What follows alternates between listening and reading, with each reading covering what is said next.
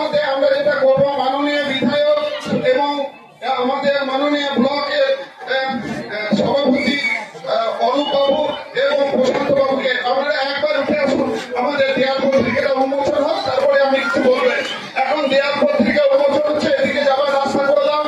আমাদের তিনজন যাচ্ছেন, আমি অনুরোধ করবো দেয়াল পত্রিকার উন্মোচন, সেখানে যাবেন রওশন আলী সাহেব এবং অনুপম রাজ। শিক্ষকদের তরফ থেকে রওশন আলী এবং অনুপম রাজকে যাওয়ার জন্য অনুরোধ করছি। এবং এইটা করার জন্য স্যার আমরা একদিন দুদিনের মধ্যে আমাদের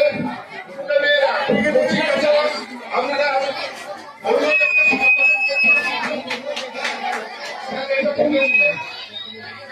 আনুষ্ঠানিক উদ্বোধন হচ্ছে।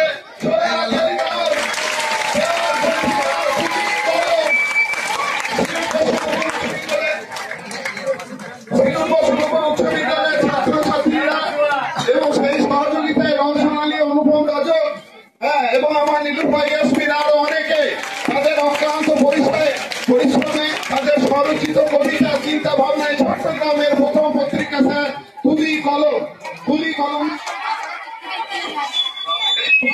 পত্রিকার উদ্বোধন আমাদের তরফ বিদ্যালয়ে। এটা আমাদের ঐতিহাসিক মুহূর্ত স্যার।